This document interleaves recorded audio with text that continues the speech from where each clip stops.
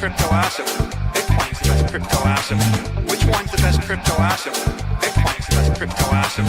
Which one's the best? Which one's the best? Which one's the best?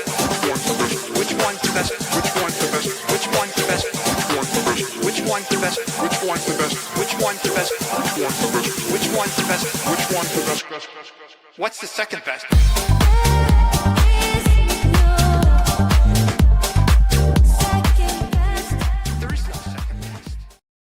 This is Discover Crypto. My name is TJ, and every day on this channel, we teach you how to make money with Bitcoin and digital assets. We've got a really good show lined up for you guys today. We have a special in-studio guest that we're going to be talking about, one of our favorites here from Bitcoin IRA. We're wearing the great swag. But we will, since we have a lot to cover, we're going to jump right into it real quickly. We've got Bitcoin sitting on that 108 number, the one we've been watching here for quite some time. Pull back on the market right now. Let's look at basically everything in the red. We've got Aster falling, Plasma falling, a lot of the favorites falling, Morpho pulling back on that pump from yesterday. Nothing really pumping for the most part. You know, some memes, Aptos getting a bit, Athena, but then it's all stable coins after that. So coming in at 3.64 trillion market cap, altcoin index at 31, fear and greed in the 20s, which, as you guys know, I mentioned yesterday. I guess I had your screen up there. So I'm secretly controlling it in the background. I love it. I love it. I'm joined here with Drew. We're going to be bringing Chris from Bitcoin IRA on here shortly. I just wanted to hit a couple of these high points. So, yeah, fear and greed in the 20s, like we were talking about yesterday. It's almost always generally a good time to buy and accumulate in these levels. Again, 108 is the level we've been watching very briefly. Yeah, you think I'm looking fresh? People looking fresh. This is actually the Bitcoin IRA shirt. This is a really nice. It's actually an Adidas shirt. It's great. I love this shirt. It makes me look fancy. Okay. Yeah, we're feeling all professional and stuff. Yeah. I was wearing last night. We went and got ice cream with my daughter and my wife, and I was wearing the HODL hoodie, which we'll show you guys a little bit later. It's a champion hoodie. It's great. So, but yeah, I mean, we got Trump back on his stuff, you know, putting threats out there about China, 155% tariffs, flushing the markets out. And we're going to be looking at some articles that say, you know, where we think it's going, what's actually happening. Obviously, I'm still bullish. I've been talking about that this week. I do think this flush out from leverage is actually a very good thing. And the fact that the market's leaning towards this, you know, the fact that I'm hearing a lot more people saying the cycle is over helps me have more confidence that, you know, usually you reverse trade the sentiment tends to work pretty well. So I'm seeing it across the board that the older participants are seeing that it's over, and Chris actually has some stuff to back this up, but there's a lot of new money coming in and they're not talking about 4-year cycles at all. So real quick, let's pull up that headline to cover what Trump's talking about, and then we'll pull Chris in here shortly. So what do you got there, Drew? All right. So, I mean, the first headline I had was about this Trump type candidate in Japan coming out. Yeah. You know, Japan is ordering economic stimulus. Arthur Hayes is talking about Bitcoin's price potentially hitting $250,000. Bank of Japan pivoted to quantitative easing measures. Now, I think this is very, very important because Japan's yen carry trade and their relationship as a trade partner with the United States is very underestimated. This new Prime Minister, Sanae Takahashi, announcing a package of economic stimulus measures on Tuesday to ease the impact of inflation on households. The move of some crypto observers said that the drive is going to push more money into Bitcoin. These stimulus measures include subsidies for electricity and gas charges, essentially. But BitMEX co-founder Arthur Hayes viewed the development as a precursor to more fiat money printing by Japan's central bank to potentially catalyze Bitcoin's rise to $1 million. He's translating it into let's print more money to hand out to folks to help with food and energy cost in a Tuesday post. And it is, you know, there are some side notes about this new prime minister. She's ultra conservative. She's a nationalist, kind of compared to Margaret Thatcher, and has a hardline stance on immigration, national security, and very, very critical and oppositional to China. So there is some brewings here in terms of economic stimulus, but also a cultural shift that is just becoming deeper and deeper. And, there are a lot I saw this and this is kind of like a DZ moment where we don't trust, we verify. This gap closed, and Crypto Kid, I'm sure he does great work. Heart of Gold here, Bitcoin CME gap $107,220. As DZ famously says, we don't trust, we verify here. So let's hop on over into the Bitcoin chart and look at what we're talking about. So there is no CME gap at $107,220. As I see it right now, the main one and the real one here on the daily CME, Bitcoin, BTC, one exclamation point. That's where you find the CME gap on the daily. The CME gap that still remains is $92,000. Every single one of these other daily CME gaps has indeed been filled. There's a lot of uncertainty. And honestly, seeing the sentiment on crypto Twitter and in crypto holders' fear is laughable to me, because if you really look at the structural design of this market, you rise up to a shelf, you wash out the weak hands, then you move up to the next shelf, wash out the weak hands. There's been many arguments that this mirrors the 2017 market rather than the 2021 market, which had two mega peaks. People called it over, and then a massive rally into the later portion of 2021 here, as we all remember. But generally, this actually does have more of a design of the 2017 market in my mind, and we are still well above the simple moving average at the 300. I am not worried about this at all. One thing I do watch out for is the liquidity sweeps. I feel that exchanges are trying to get as many leverage longs off of the books as possible. So the liquidation range, I actually want to look at here first and foremost. We're looking at it in the Discord. If you're not in the Discord, you're a trader, I highly implore you to get in there.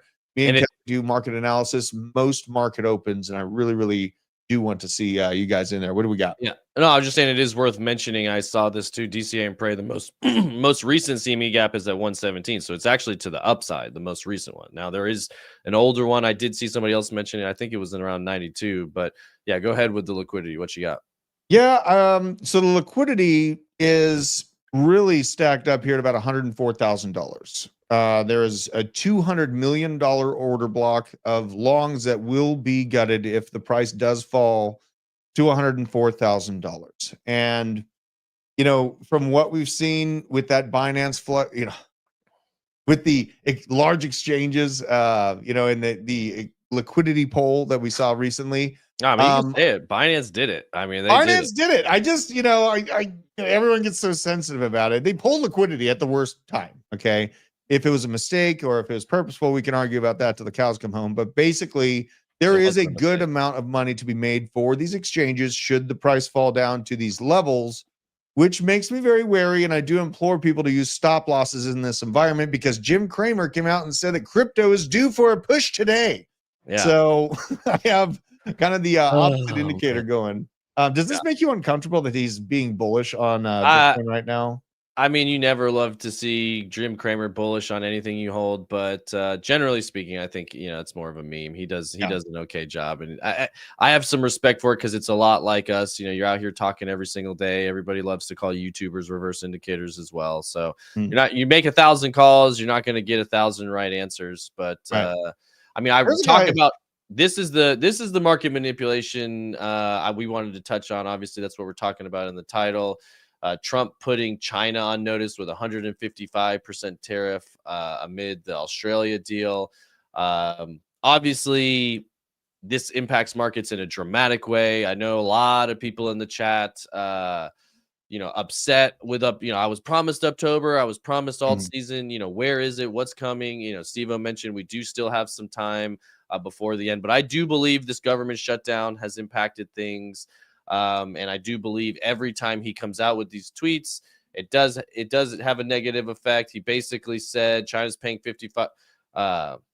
Trump accused China of taking advantage of the United States for years and said those days were over. China paying 55% and a potential 155% starting November 1st, unless we make a deal. As we know, they're supposed to be having discussions on October 31st. And we also know the playbook here, where they always say that no deal gets had, and then we keep going back through this cycle. So will this actually go into effect? Probably not, but the market does tend to price it in. So, and that's kind of the big question. Can it force China back to the table, or is it going to crash the global markets first? Mhm. So, I would say just be patient, hang in there, which I know we've been saying for a while. Yeah, I saw that one too. That's funny. These are absolutely incredible. And which fighter do you choose? So you got Donald the Drainer, but then you have the wild card, Green Sorcerer of Rate Cuts going around. Exactly. So Exactly. So that's coming next week. We're gonna have rate cuts, and you also throw Basent in there at the Treasury. He's working different things. What do we got from Steve-O's AI agent? Drew's my hero. Research data hey, metrics. You make more money in crypto. Follow the users and the revenue app. We love doing that. Artemis is a great tool. Thank you for that super chat, Steve-O. We missed you. I don't know if you were on vacation or something, but happy to see you back in the chat. Yeah, he's a so great ad. He's a yeah, great analyst. yeah, he does. He does a lot of great takes. We know he loves his Solana, and we are going to be talking some Solana, XRP, and Chainlink a little bit later. Chris has some insights on that, so I don't want to go too far without pulling him in. He is here, and we do love Chris. So we've got this video. Run that video for me, Aaron, if you can hear me, and then we'll bring Chris in right afterwards.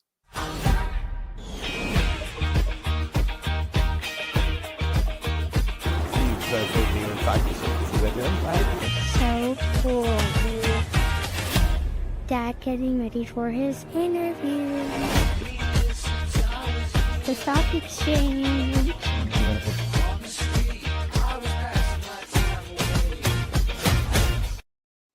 So that was so cool. Obviously, you guys know we're a family-friendly channel here. That tugs on my heartstrings as a new father of a daughter. You got to bring your daughter to the New York Stock Exchange with you. So, how was that trip? Tell us about it, and then we'll keep rolling. It was great. It's my fourth trip to the stock exchange this year, and normally they're pretty hardcore on security there. It's harder to get in the stock exchange than on an airplane these days, and so I had to finagle and find a way to get her to come. But if anybody out there's got a daughter that's in, or even a kid in 11, 12, 13, nothing's cool. Like, everything you do is not cool. And this was actually, she was like, Dad, that was pretty legit. So I was pretty thrilled with that. And hopefully, it inspires something with her, of what finance looks like. She got to see the behind the scenes of all the work that I do. And I think my favorite comment was, she's like, Dad, these guys are locked in, watching all the guys around on the floor. And I was like, yeah, because there's trillions of dollars moving around here. One keystroke goes wrong and we're in trouble. Yeah, absolutely. Well, and let us know in the chat, and get engaged, get your keyboards ready, because we're going to do a fun thing. Chris is feeling in a generous mood. He's going to do some giveaways. We're going to do a little trivia today, but I want to know who in the audience has kids. Just say kids or no kids in the chat. I would imagine a lot of you guys do, but I'm trying to get to know you guys a little bit more. I know we've been talking about our thoughts on the cycle and all that sort of stuff, but it's fun to hear, like, kids, no kids. Maybe tell us how many you have. Because like I have heard from a lot of my friends that, that 10, 12, that middle school, high school transition age, 12, 13, 14, they're like, yeah, nothing, nothing's cool anymore. But oh yeah, there you go. Lots of kids, 3 kids, 1 girl. I've got obviously 1 daughter. Drew, you got 4. What ages are your kids? 4-year-old twin girls, 7-year-old boy, and a 9-year-old girl. And all right, it's a busy house. Right? It's a very busy house. So you're definitely about to get in it. So this is the top sentiment. I know we've been talking about this a lot, but I wanted to go ahead and mention it. Ran this poll: is the crypto bull market over?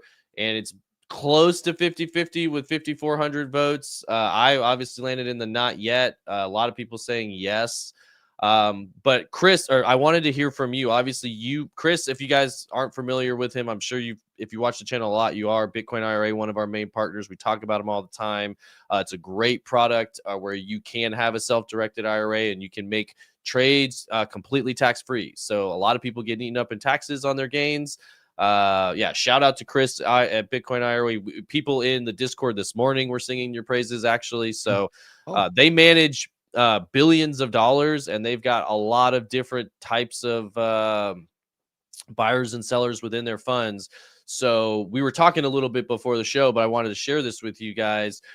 What are you seeing when it comes to buys and sells in these large funds? Are you seeing, what's your take? Do you think the cycle's over? Oh, well, I definitely don't think the cycle's over. I mean, I bleed orange in crypto, so like I'm bullish for life. Let's go. Right after I saw you guys in studio in April, I was on Yahoo and said 180K by New Year's Day, and I'm that was when it was at 75,000. Yeah. I'm directionally in the right place, and I don't lose hope. I think this government shift, this government shutdown, is kind of shifting the timetable. I'm thinking that October is going to bleed. I saw a comment here about we're going to have a great Halloween. I think it's going to be no tricks, lots of treats for Halloween and into the first few weeks of November.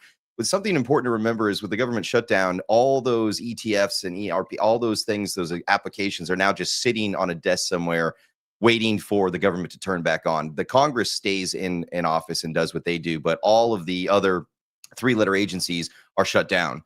And so it's give it a few weeks to come back into things, and I think that's where you're going to see that run.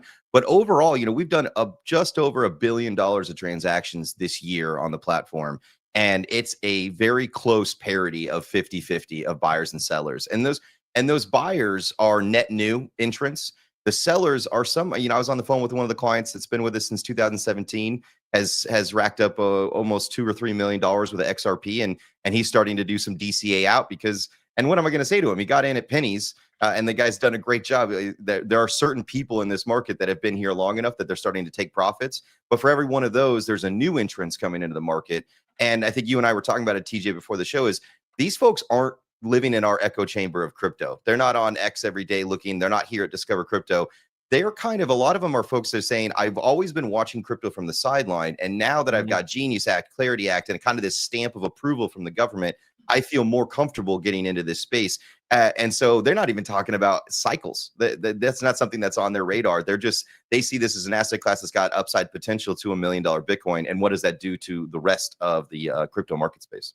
Yeah, no, I think that makes total sense. And so you're still firmly in the 180K camp. I'm still in the 200K camp, slightly more bullish.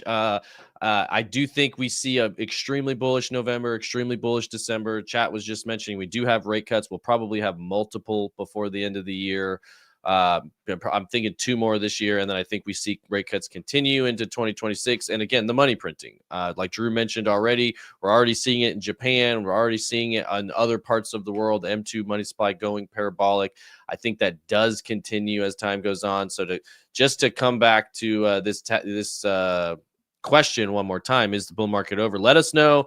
Steve-O saying 174. I saw that. Steve-O just he prices right me, right? Yeah. He just went under. And hey, but if you round up, we're in the same place, Steve-O. Yeah, I agree. But I'm going to keep asking you guys this every day because it really does give me a good idea of retail sentiment. Like, yes or no? Do you think we even just get to higher, new all-time highs this year? Or do you think we're on the way down and heading back into a 1-year bear market, at least 2, or repeat of the 4-year cycle, 4-year cycle? I'm leaning much more towards the 4-year cycle ending because of what you just talked about there, Chris. The people that are used to the 4-year cycle, the halving cycle, you can make a very strong argument has less and less impact on Bitcoin over time. Just, by nature, there's going from 25 Bitcoin to 12.5 is a lot different than going from 12.5 to 6.25 or, 6.25 to 3 and change to 1 and change. It's just the supply shock is getting to be less. But I'm seeing more and more and more. We're getting those retail whales are, I read an article yesterday that they're even they're transferring their holdings of Bitcoin into IBIT. Like they're still holding the same, they still have the same exposure, but they're getting some of the institutional grade support that comes with holding things in an ETF and tax vehicles and things like Bitcoin IRA all coming in. So I think we are getting much more into, you call this a maturation of the space in a lot of different ways. I absolutely believe that's what's happening. We're moving from people that are short-term holders that are using this to generate wealth to people that are long-term holders using it to preserve wealth, which is really, again, Bitcoin as a store of value. That's really what it's for, is wealth preservation. It has been wealth creation for many, many people. And I think it will continue to do that, but I think we are shifting 100% towards wealth preservation as time goes on. And it's interesting hearing you say that retail people, if you turned 100 grand into $5 million, like, yeah, you're looking to reposition some of that stuff. But if you've got $50 million and you're going to put, or even hundreds of millions of dollars, you're going to put $1 million into Bitcoin. You're not looking to sell it next year, And also, when I was on, so I had the stock exchange in the morning that day, and then I went to NASDAQ, so I got to hit both sides of it. And I was on a panel at NASDAQ, and we were talking about that. I'm kind of the class of this is no longer a red versus blue thing that's happening with this government shutdown. If the longest standing one is like 35 days, and we may get there. That there's a good chance, but this will be the longest one. But for the American people, there's a fatigue here. It's like absolutely, they're thinking to themselves, okay, these guys can't even agree on a budget, which arguably will be the largest budget, and how benefits work and expiring Obamacare things. Like these little details. How are they managing our money? And the truth of the matter is they aren't. They're just pressing print, and I don't think they've stopped printing. Obviously, there's peaks to it that we see when they actually announce it, but I don't think that printer has turned off in 10, 15 years. So they've just changed the classification and where the money flows, like the bank term funding program. Yep. March of 2023. They've done a bunch of different versions of quantitative easing. It's just been more focused on the banking infrastructure and not necessarily falling into people's hands. I did see there's whispers and rumors, picking up on Trump, that the U.S. government might distribute some of the tariff revenue to Americans soon as a stimulus check, right? I heard that rumor too. Right. And it's interesting because I kind of see, it's not red blue. I think it really has become an orange versus green thing in the eyes of the American people. If they continue to lose faith in their government to get the job done, that goes hat in hand with the currency that has that in the faith, a good faith of the U.S. government. I think we're getting there. People are going to get fatigued, and that will bring a whole nother new group of entrants. This concept of, 10% debasement of the currency this year. Most average Americans, we're in an echo chamber, so we got a lot of smart people around us. Most average Americans, they're like, well, if I had 100 grand in my savings account, I still have 100 grand. It's not clicking that's going 10% less in distance and purchasing power, right, until they actually use it, right? And you're not storing it underneath there. So the alternatives are really starting to get some luster again in that ecosystem, in my opinion.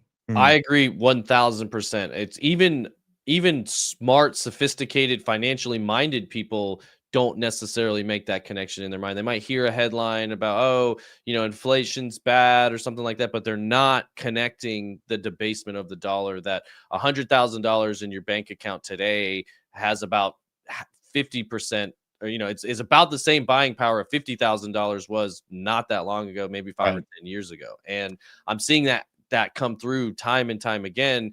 And again, these are not, these are highly educated people that conduct business. They have wealth, and they're still not understanding, like, yeah, if you leave $1 million in the bank, you are losing buying power quickly over time. And so it is interesting seeing this come through more and more. And on that note, we did have obviously a big liquidation last Friday. We do have some data that backs up, that $19 billion crash does pave the way for the rise to 200K. So we're not the only ones. I'm not the only one calling for 200K Bitcoin. Standard Charter's been out there for a while. Many of these institutions see things going up. And I think it's because of what you mentioned, Chris, the green versus orange, and even though retail hasn't necessarily made that connection, many of the big banks, many of the big asset managers, the BlackRocks of the world, the Cantor Fitzgeralds of the world, the Standard Charters, BNY Mellons, all of these people that have been managing funds for a long time, they do understand that. And they do understand that nothing stops this train, as Lynn Alden says. The big print is continuing to come. And, they're saying realistically getting rid of some of that stuff does pave the way towards a $200,000 Bitcoin. They're highlighting, despite the noise around Trump's tariffs. You did mention that stimulus check, Drew.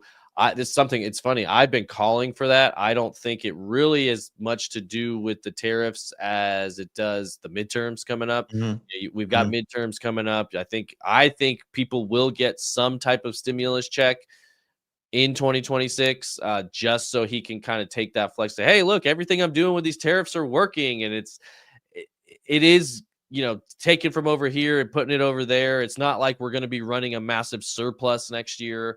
We're still going to be increasing the debt and debasing the money supply. But if you can get to Chris's point, if you can give that illusion to retail that, like, hey, everything's working and everything's okay, like, have faith in the dollar.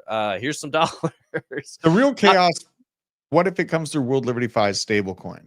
That's where I don't think that's that where will happen. chaos. They I won't saw let that comment. I saw that comment. Yeah. You know, and the midterms are big this year. I was just in New York, and the sentiment for I'm going to say his name wrong, but basically the socialist that's probably going to become the mayor of New York City. Mondami or whatever it is you know, there's a lot of money pumping into that. There's also Virginia's an interesting one that people are looking at, and so there's a lot of gerrymandering happening, and it's all about, you know, at the end of the day, Americans 90% of the time vote with their pocketbook. They won't admit it. You know, they'll be out there waving flags. You know, one of my favorite things, I got to tell this funny story. I'm on Park Avenue on my last day in New York before I'm leaving to head to Nashville and then come down here to see you guys. And I'm Upper East Side of Park Avenue, and this lady comes out of a really nice apartment building or penthouse, whatever it was, and she's got her Prada on and she's got her fancy purse, and then she's holding a poster, and I see her put the poster up and it says "Eat the Rich." And I'm like, I just love this country because you can walk out like that and that's your sentiment. And but when they get to the voting booth, it's a very different thing. So no, this for the next, I mean, this is how cycles work. And the Democrats are putting their heels in the sand and drawing the line. The Republicans are doing the same thing. And I think in the meantime, us crypto folks are going to be the ones that benefit off of this, that get in early on this, because we're getting to a point. I saw somebody said Clinton had to shut down. I made a joke, probably should have made it, but I'll make it again, is that this is actually when Clinton met Monica during the shutdown. It's during the shutdown in 93 or 94. I can't remember what year it was. Only the interns could work because they were unpaid at the White House, was how the rule worked. And so this isn't something new. This isn't like a Trump phenomenon. This is a problem that's been happening for decades. Yeah, absolutely. And I think let's see. Oh, I changed my screen here. Where did it go? Yeah, there's basically, this was on the, you know, Bitcoin's going to rally on the back of ETFs and gold prices, and he says there's basically no reason for them to stop. The U.S. government shutdown, Fed rate cuts, all the stories playing out already in gold, and it's true. We've been seeing it play out in gold, and it is the smart money positioning for what they know is coming, which is a lot more money printing. And like you were mentioning, Chris, the shutdown stuff isn't new. There's a lot of maneuvering that's going around and money getting moved around in these kind of shutdown. They've got a little bit of a smoke screen going on before you know, they get to what is coming next year. But I did want to, I hope you guys are locked in. We do have this. Chris is willing. He's in a giving mood, and we're going to be giving away some coupons for some merch here and some different. This is the hoodie I was talking about, the HODL hoodie, and I'm definitely getting some of this baby onesie for my daughter here that says HODL on it, and then somewhere. He's going to give my wife more baby fever with these type of products. I saw a comment about baby fever. So just so everybody knows, we put 4 trivia questions together for today's show. Yeah, and we're going to ask them, and then the winner will get with the back office here at Discover and get their email. And I will send, for every person that wins, it's $100 gift card to the Bitcoin IRA shop to get a cool HODL jersey or one of those things, or one of these awesome quarter zips. I did see, no, there are no hoods in these quarter zips, but we do have the hoodies, the HODL hoodies. So if you want to get started with the first question, I'm excited. I just, you know, I love this audience. You guys are great. I also have a nice little surprise at the end to tell about our promo for the Discover folks for the rest of the year. Yeah. All right, Aaron, hit him with the first question on the screen. I don't know what order we ended up putting. Okay, so here you go. First question, first person to get it. Name the location and the date the Federal Reserve was created. You guys know we talk about this a lot. If you guys are here often, you should see it. Yeah, the hoodie's great. It's a champion hoodie, by the way. It's very comfortable and it works great. Hoodie's dope. All right. By the way, there's a slight delay, so these will start rolling in here any second. And 3, 2, 1.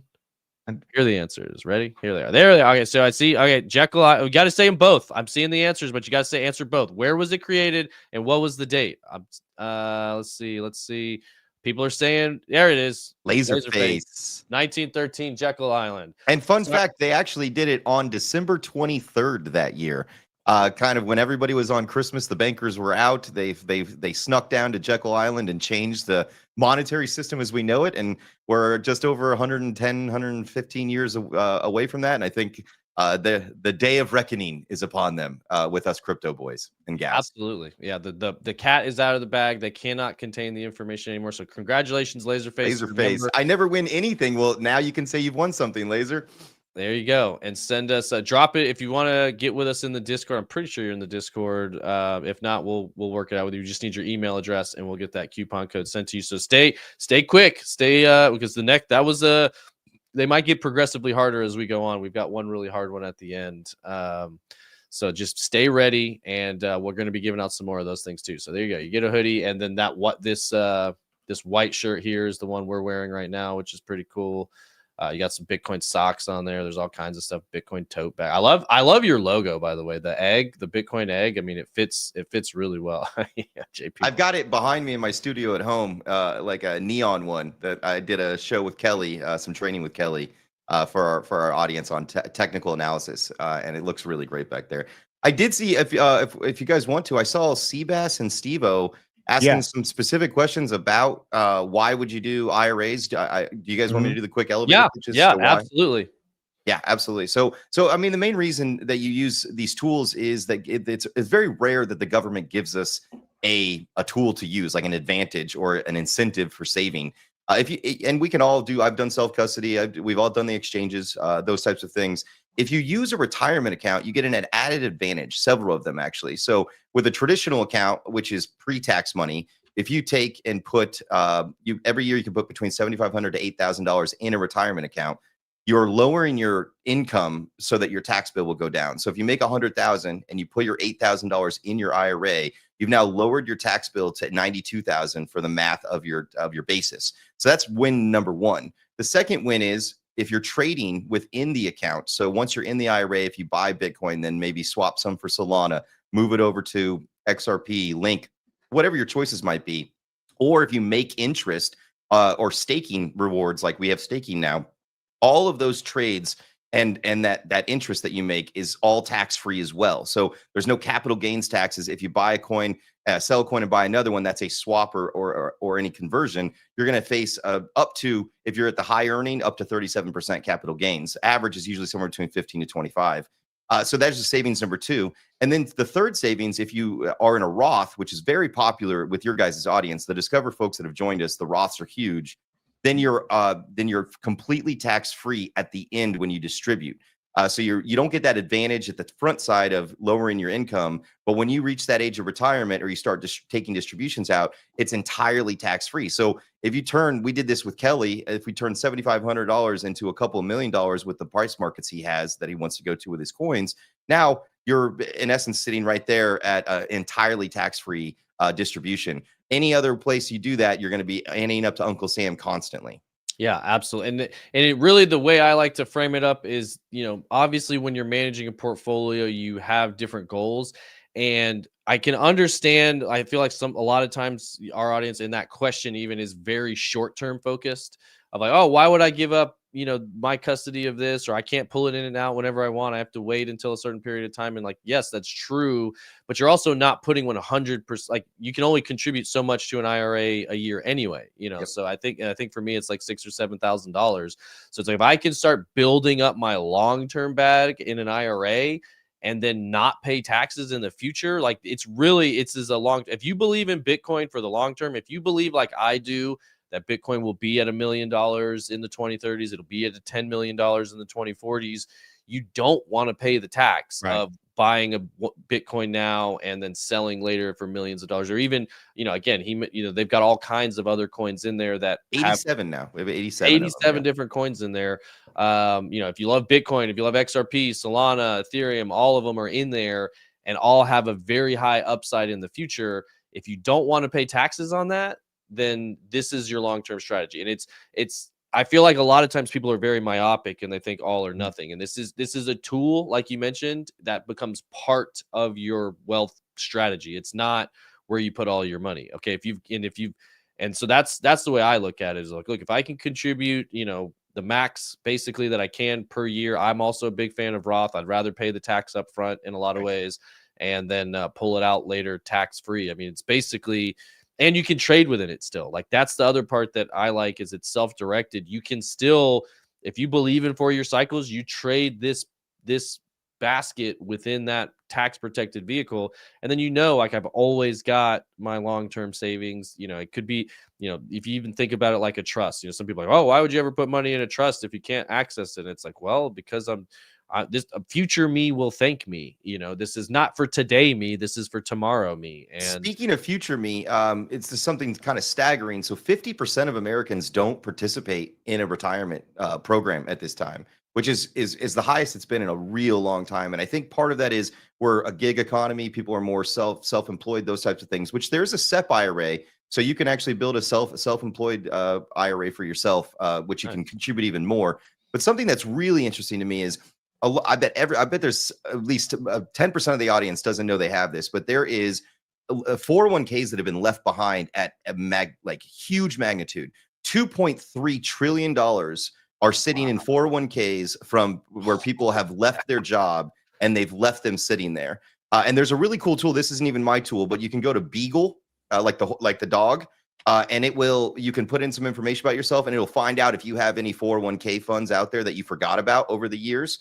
And maybe $1,000 here, maybe even 5%. Who knows what it might be? But those can roll over into a Bitcoin IRA platform as well. And that's a pretty popular thing. Because I always say, like the hoodie, if I had the HODL hoodie, which I have one, but I don't have an ex-girlfriend, I have a wife. But if I left that hoodie at my ex-girlfriend's house, I'd be pretty upset with myself. Just like if I left my old 401k at an old employer after I've moved on, I think that's something that it's there for you to take control of and do great things with. You said 2.3 trillion. Is that what you said? $2.3 trillion is sitting in old 401ks left behind. A lot of not paying attention to it. That's wild. And something about the ability to swap in and out of altcoins. I think a lot of people round tripped altcoins last cycle because they were afraid of the tax burden. They felt like they needed to keep making more and more and more.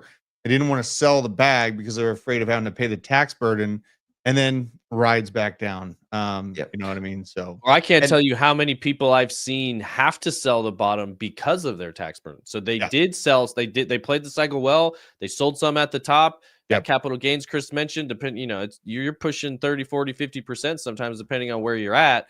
Again, I'm not a CPA, I'm not a tax accountant, whatever. But again, you guys talk to Chris and his team about how to do that. But they sell, you sold, like say you had a lot of money in crypto, you sold the 2021 top perfectly. Then that tax bill comes and you have to pay it mid of 2022 when everything's at the absolute bottom.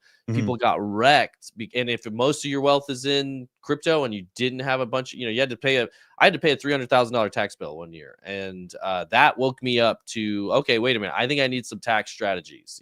That was not a fun check to strike. I basically had to pay a house worth of, in my area, a house worth of taxes at one time. I think it was $350 because you had the state in there too. Don't worry, Ukraine really appreciats you, sir. Okay, that's at least like 2 missiles, maybe. Yeah, right. One bomb. Well, never mind. I will leave that one alone. Last thing I just wanted to clarify. I saw in here some questions about insurance. So obviously, crypto itself as a marketplace cannot be insured. So if you buy into crypto and it goes down, like if you pick an altcoin that on that Flash Friday and you sell off and you said that, nothing insures that. That's the same with stocks, bonds, everything. But with our platform with custody, we have a $250 million insurance policy per wallet. And we've gotten that by building out a pentagon of custody is what I call it. So not only are we best of breed exclusive partners with BitGo, which really differentiates us from our industry competitors, but we also have built out layers of protection for yourselves. One of the things that happens, everybody's had it, SIM swapped, email hacked, etc. There are layers between the platform where you execute trades and then the actual cold storage where the crypto is held, so nobody can actually get into your account and just drain it.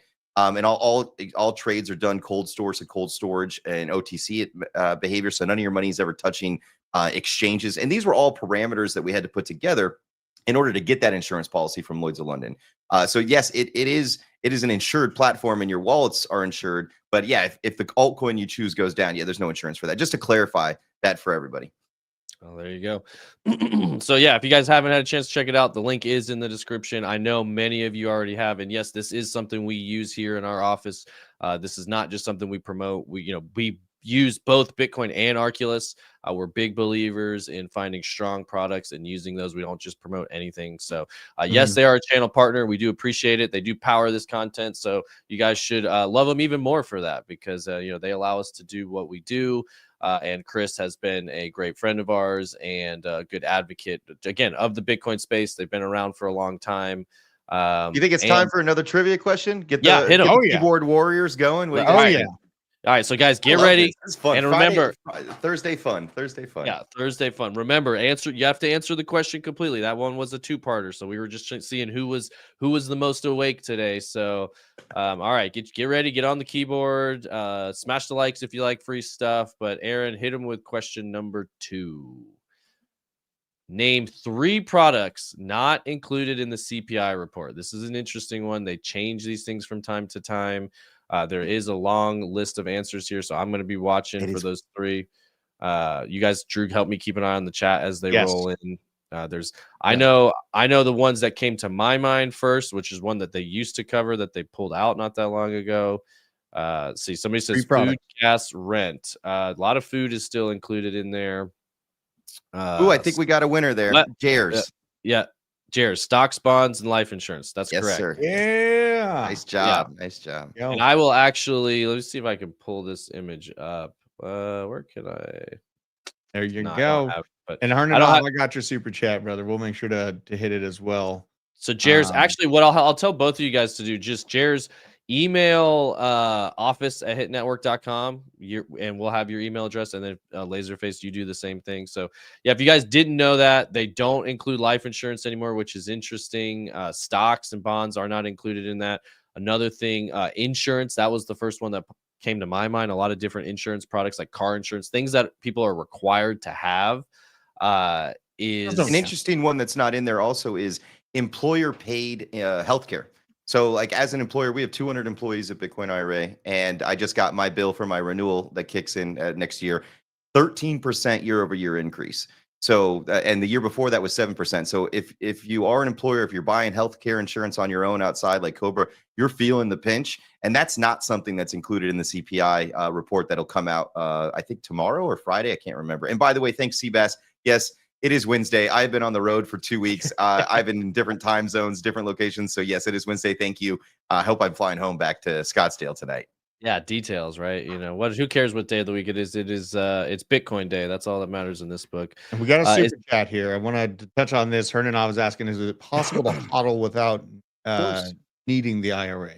Sure. Yeah, of course. I mean, we can all hodl without an IRA. We just using the tools that are available from the government, which there aren't very many of them, to really kind of mitigate those tax bills. When this runs, when we get that parabolic run, you're going to be happy that you have things sitting in tax advantage settings. Right. And what is just, and again, I think that's the part that people don't take into account is it's like, if you've got 6 figures, it's not like you can just go put it all in an IRA at one time. Am I wrong to say it's 6 or 7? What's the max you can usually contribute? 6, 7. Sorry, got an 11-year-old daughter. I had to do it. I had to do it. No, it's if you're under 50, it's 7,500, and if you're over 50, it's 8,000 now. Right. So this is something you guys build into over the long term. This is not a one time. It takes you once you set it up. You just, again, especially if you use a CPA, it will help you reduce the taxes you pay in that current year sometimes, as well as your future taxes. So if you don't have a tax strategy and you're making a lot of money in crypto, all it takes is your first tax bill, and then you're going to want to get a tax strategy. I promise you. Yeah. That's just usually how it goes. So, all right, Drew, what else do we got on the rundown for articles? And stuff there's so many things I want to talk about here. I've been chomping at the bit. Okay, so we left off on the Trump deal, potential, tariff revenue coming in, but Senate Republicans are actually wanting their turn to talk. Today, Democrats are meeting with crypto industry leadership to talk about proper regulatory frameworks, right? But also Senate Republicans are calling for this same meeting. Feeling a little bit left out. Both meetings are meant to reignite the legislative process for the industry's top policy priority after the bill's progress has slowed and lawmakers' attention has been sapped by the federal government shutdown. So this is very, very good for me to see. We have Coinbase CEO Brian Armstrong going to be there. This is Chainlink Sergey Nazarov, he's meeting with these 10 Democrat senators today, alongside, and it left out of this article, Ripple's leadership is also going to be present there. So Ripple's not being left out of this conversation. They're going to jump into a similar meeting with Republican counterparts after this meeting concludes as well. It is nice to see a little bit of cohesion amongst political leadership in light of the government shutdown. So not everything is coming to a lock and a close, essentially. This graph, in terms of where global liquidity, gold, and Bitcoin sit right now, is absolutely delicious to me. Because my resolve in Bitcoin is not for just up only gold type price action. I am in Bitcoin for the power that it presents.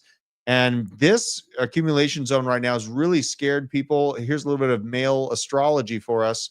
TJ's target up here at the $200,000 mark is not too unreasonable, with the legislation and framework for crypto being solidified to be here to stay. We did not have this similar type of conversation with the government last cycle, and we absolutely performed to the top end of the Fibonacci sequence as things sit right now. We are just bouncing and proving the top end of 1.618 being that support zone. Yes, I could see a flush down to 102, 101 to grab a bunch of that liquidity. $92,000 I'm looking more so for in the next bear market, essentially. That's my general opinion of it, and I think we have quite some time to go. I'm a little bit more bearish than TJ in my expectations. I'm landing about 170 in terms of where price can go. And you know what? If it goes to $200,000, I'm going to be happy because I'm leaving behind bags of Chainlink and Bitcoin, and I'm still going to have that upside. I'm still going to feel absolutely great about it. Now, gold continuing that pullback. We have a 8% pullback now, which is coming out to about $2.5 trillion, leaving gold. So what's the price it's at right now? $4,000.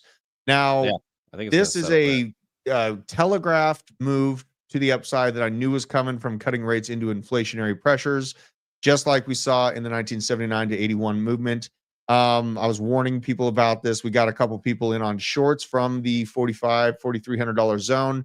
But essentially what happened after you have 3 months of up-only action on gold is a deep, deep correction. And where I do think gold's actually going to hold up is a little bit higher than last time. I'm actually targeting a move back down to $3,500 essentially for gold, which would be painful for people that were in line to top blast gold 2 days ago, right? So why we don't chase green candles, we don't chase waterfalls. Global M2 money supply is now at $137 trillion as well. So yes, I'm glad you brought this up. This was the read that first line up there though. This is what's interesting is the money printer hasn't run this hot since COVID. And again, COVID March 2020, and I believe he talks about it in this thing where he basically in 2020 the COVID money printer turned on in March, and the M2 grew by 21% and by the end of year 2020 with a little delay. Bitcoin went on a 6x rally Q4 2020 into Q1 of 2021. So I wanted to mention this because I remember all the last couple of weeks and some of these price action we've been seeing, I was saying this reminds me of what it felt like in COVID times, March 2020. And even that was the last time I questioned my resolve in Bitcoin, was because exactly this happened where money printing was happening at an extreme rate. Trust was at an all-time low. It was basically the perfect storm for Bitcoin, and the price of Bitcoin was falling.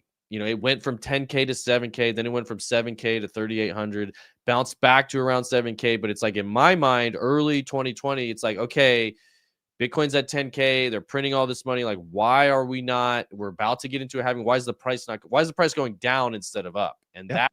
When I really started to question things, then obviously, like the article says, later that year, December 2020, and then up only into, really Q1 of 2021. And it kind of, you could argue the cycle top was in that first May of 2021. So it absolutely was in terms of buying power. It absolutely was. The buying power top of Bitcoin was $64,000. I remember that too, TJ, that 2020 when it was there, it definitely tested my resolve. But you know what, one of the things I look at when I see the kind of the parallels happening again here is if you zoom out and you think about compared to all other asset classes, stocks, bonds, gold, etc., the recovery rate of Bitcoin and cryptocurrency is unbelievable. When going to from 7,500 to 3,800, and then to be now where, I mean, I saw one of my favorite tweets last week, or I call them tweets still. I know it's Yeah, not I do allowed. too. That's fine. But Pomp put something out about, I never thought I'd read the headline, Bitcoin or crypto sheds 19 billion, Bitcoin holds it in 108. And it was like that. Never thought I'd see that. And those are the things that I think give us that solid resolve. And also what's bringing in new entrants. They're saying, one of the things that impressed me the most over that weekend from Friday, Saturday, Sunday is that's usually a bloodbath. 24/7 trading, thinly traded markets, a Columbus Day holiday. I was like, I landed in New York and I had turned my phone off. I never do that. And I went, oh man, this is what, and I was thinking it was just going to get worse. And it was so resilient. The resilience in that weekend, to me, was a defining factor for where we're headed on the upside ahead. Yeah, I agree 100%. And that's, again, what strengthens my resolve of we saw it rally in gold. We saw the get rally in gold back then. We've been talking about that earlier in the week and last week, and we're seeing it. And then when gold comes back down and settles, that's usually when we see Bitcoin run. I do believe the government shutdown is going to affect some of those things. And then we're going to start. Did you guys see the comment of we look like chefs? Yeah, I did. I said, let us cook, We need some hats. We need some hats. We do. I love it. We're just cooking up some gains over here. This audience is so fun, man. I really love it. I love being on Discover Crypto with you guys. Disco fam, best audience in all of crypto. We love having you here too. And so, yeah, I do believe we're going to see that again. I think we're going to see a bullish, November, December. I think we're going to see a bullish Q1 next year. Could get a summer lull. Wouldn't surprise me at all. Every year. Always happens. It happens. The biggest. I think the last time we had a summer run was like 18 or 19. It wasn't much, was it?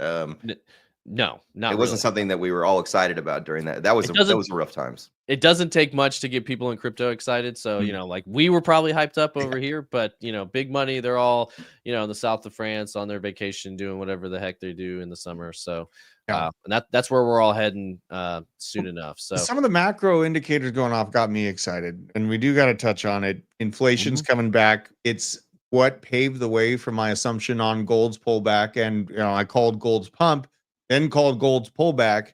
Now we're cutting rates into inflation. It's at 2.25%.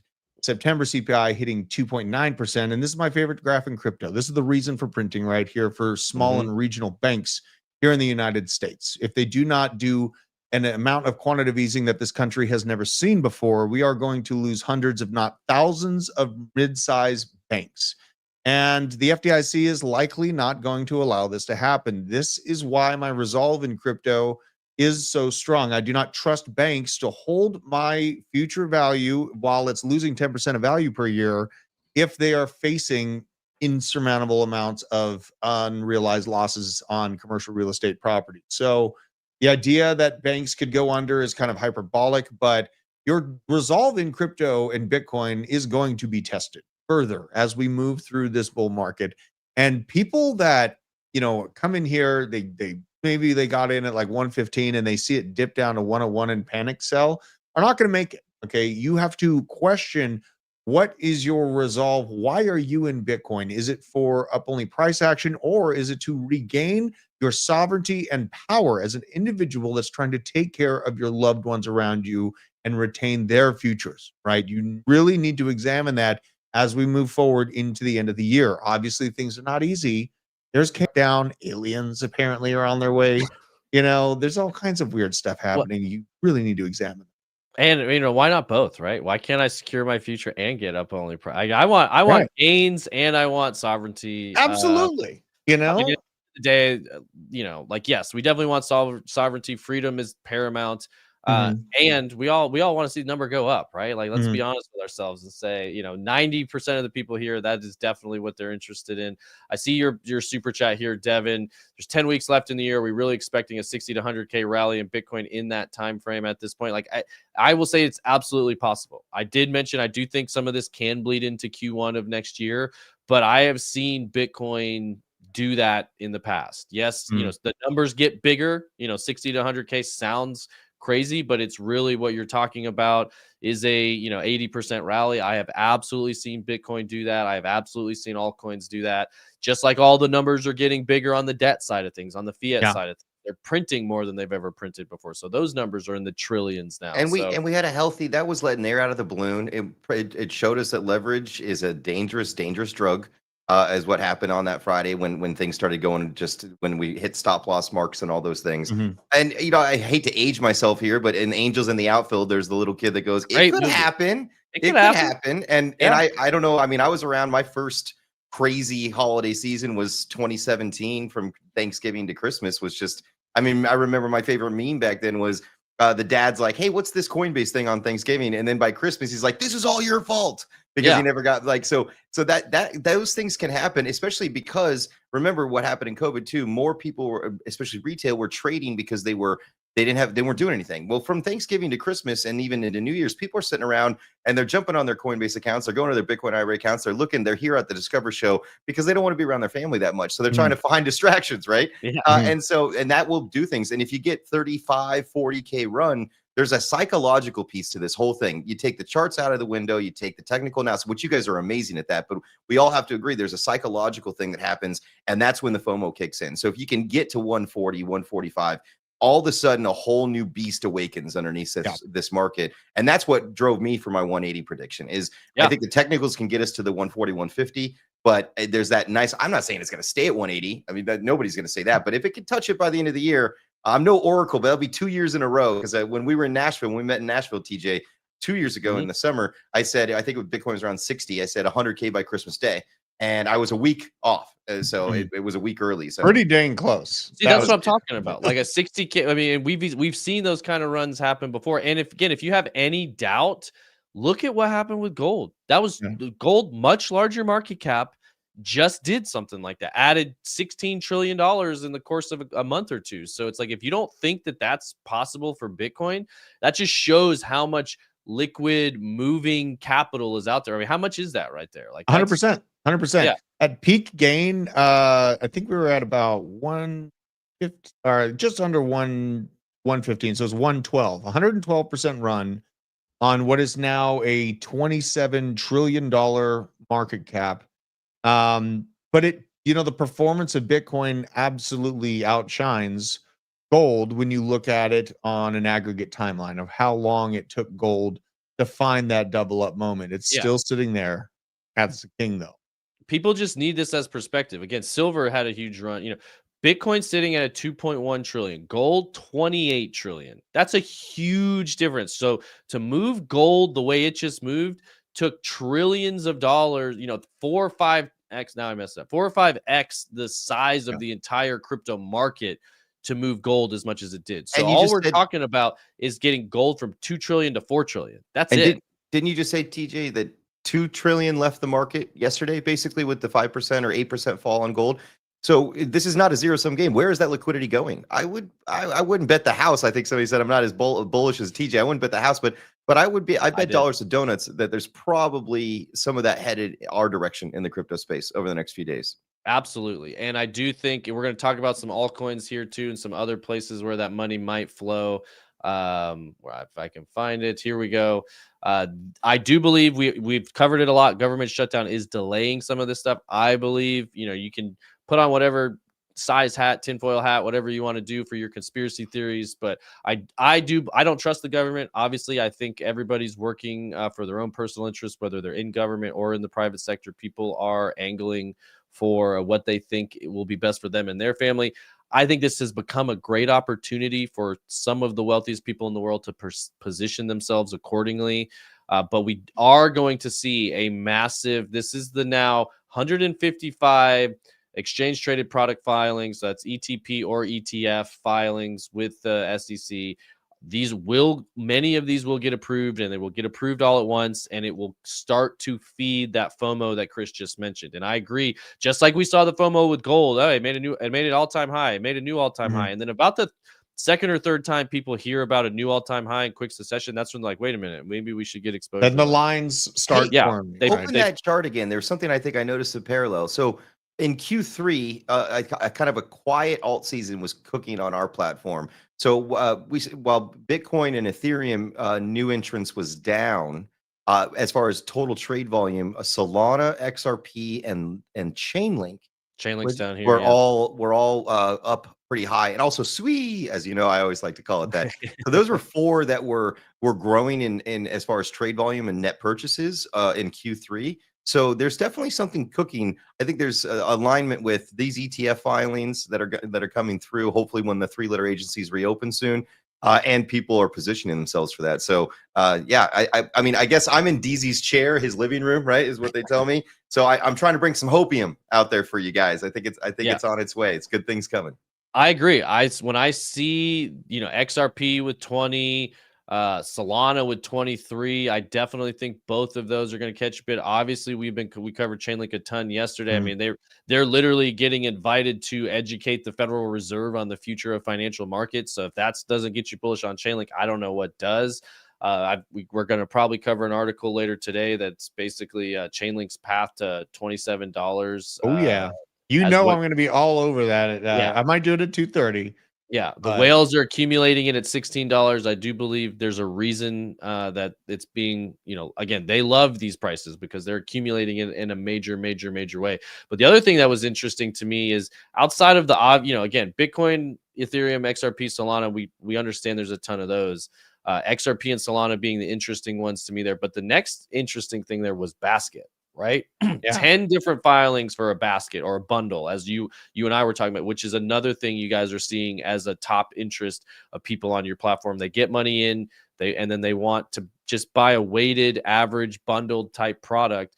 I believe, in my opinion, that those baskets are going to be one of the hottest products out there. People are going to want crypto exposure, and they're going to be weighted. They're going to be, weighted. And we've covered this a lot. And a lot of these things on this list are also in these basket products. So, your dots and your SUIs, your H bars, your Cardanos, your BNBs, your chain links, Trump. I don't think that one's going to go Melania.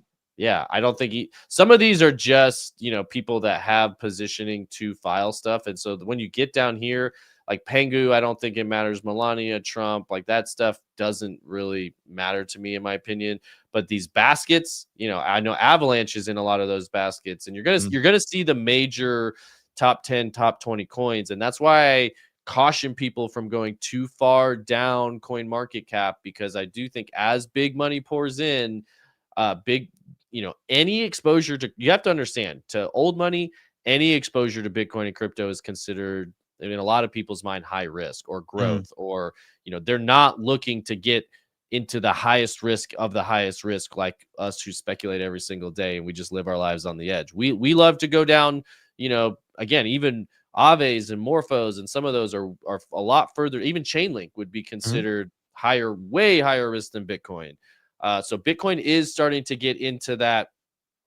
It's actually, some of people are starting to take it out of a risk asset and put it into like a growth hedge category. So you can hedge and have a growth asset in your portfolio. And I think that's a beautiful thing that BlackRock is doing for Bitcoin, is kind of re-educating the market and saying, well, you definitely need to have some exposure. Even JP Morgan calling it the debasement trade. Like, if you believe that government, the tables have turned there with him, right? I know, right? Goodness. Yeah, they really. Somebody's got to make some AI video of him, of like the timeline of his changing stance on cryptocurrency and Bitcoin in particular. Yeah, well, and that's what was hitting me yesterday. We covered the whole summit from the Federal Reserve, and it was literally the, like, if you can't beat them, join them moment. Like, they fought as hard as they could. They want to maintain control. That was definitely a lot of what the focus of the conversation was yesterday.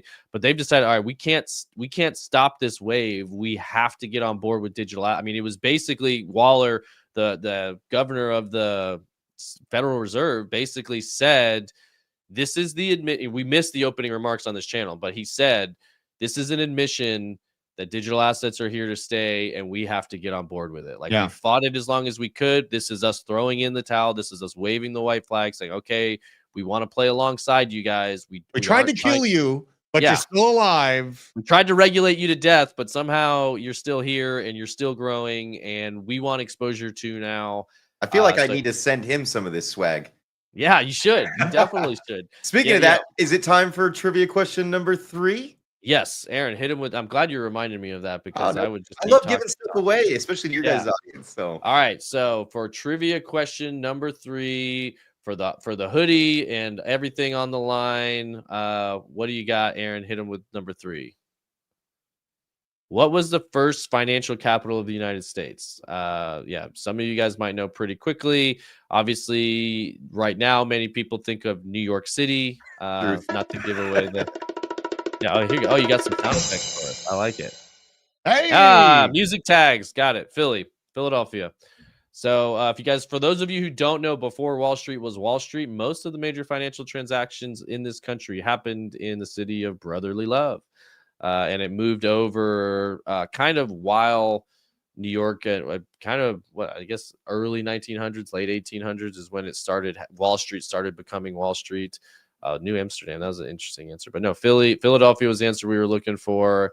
And we do have one extra one. I hope I put it in there. I hope you have that last one, and I'm pretty sure I did. That's the hardest one yet. The hardest one, yeah. And we'll put that right at the end. So music tags, number 3. Congratulations. Start picking out socks, hats, hoodies. And again, this white quarter zip over here, super light, super comfortable. I'm a big fan. We're definitely wearing it. They have them in white and black. So you can get some of these things in different colors. Hodl bag, hodl t-shirt, even I might even get this. That's a AirPods case, right? Yep. Yeah, AirPods case. Yeah, so love it. Good stuff. So, all right, Drew, what you got? Anything else on the agenda? For what I can cover in the amount of time we have, I mean, I want to just, I do want to talk about this. So, this channel, we've worked really, really hard to keep us down the right path in terms of the right altcoins. There's 25 million altcoins out there now. This alt season, in my opinion, is going to be highly selective, right? So this is why doing research, staying locked in is very important. 2013, there was only a few options. 2017's run, again, a little bit of growth. 2021, the top 20 really had good movement early on, expected movement. Now we're at 2025, and there are 25 plus million tokens out there. I do implore people to pay very, very close attention to what you're investing into. I will cover it further on the 230, but Kadena filed for bankruptcy. Kadena's dead. Another proof of work chain falls, and Caspa's next. Hate to trigger the people. Caspa. I saw what happened to Caspa there, and I thought of a bartender like 3 years ago or 2 years ago. It was like, you got to get some Caspa. And I was like, I don't know. DJ just gave a big warning out there too. I'm just saying, somebody who was a very early Bitcoin miner. Shout out to Carl if he's still out there. The guy that didn't ever want to. One of those doesn't want his picture to be taken. Would never do an interview on camera. He was that much of a Bitcoin OG. Probably the person that BlackRock is trying to buy Bitcoin from. Got into it early because he was an energy broker. And started to see different people, these different pockets of energy, people buying some of these energy blocks that he was like, why do you need this much energy? And he started asking them what they were doing, started to learn about Bitcoin mining. And he explained to me just the game theory and the logic behind there's really only space for one proof of work chain. If proof of work works, it will all trend to one chain over time, which obviously he believed to be Bitcoin. It was kind of his theory, even on why Monero's time was numbered. Guys, I think that's what we were talking about. Was that was my argument. I was like, well, what about Monero? Privacy related stuff. And he said, the market will basically solve a different thing for privacy, and the proof of work value will all trend towards Bitcoin. And I now at the time, my young crypto mind couldn't quite grasp the concepts he was talking about, but the more time that goes on, the more I'm like, oh man, he was 100% right. I get it now. So no hate to the Caspa community. We even ran a Caspa miner, probably still are running a Caspa miner. So I've been a supporter of it, but I do believe, I don't really mess with any other proof of work chain. I do believe they will all trend down against Bitcoin or to zero against Bitcoin over time. So just that is my word of warning there. Sad day for Kadena, sad day for people that were involved in that. I know there's other proof of work advocates out there. One of my earliest experiences in crypto was mining. I did mine Ethereum. I mined Ethereum Classic, mined I want to say some Mimble, Wimble, and Grim. If you guys were early spec miners, did there was a couple other chains we mined just out of on speculation, just for fun. So that is my roots, but I am not a my only proof of work I believe in now is on Bitcoin. So take that with a grain of salt. And then we've got one more question to hit. I don't want to make sure we miss it. We got one more chance to win this swag. Actually, it's not the only chance. So that's one thing. Before we jump into the last question to kick off, I went back to my board of directors. I love the Discover audience, so I was able to extend the up to $1,000 in rewards for anybody opening accounts from now until the end of the year. So, and always remember to use the link provided. I think you guys always put it there. Or I saw some great questions from Seabass and Laser and others. Right now, there are folks waiting to answer some of the questions we didn't get to. 877-936-7175. It's on the website as well. And that can answer those things. And I sprinkled in a little something on top. So not just the up to $1,000 rewards. If you open an account from now until the end of the year, you get a gift card to get a piece of swag for yourself as well. So you don't have to just win trivia. You can also win in planning for your retirement and get some swag, a great gift. Or, if you want to be selfish, keep it for yourself. Yeah, F taxes. I see that, Flex. That's a great mentality to have there. And I will say this is one of my favorite things about, a lot of things I like about Bitcoin IRA. Obviously, I like the tax protection. I like the different assets available, the self-directed. There's all sorts of things.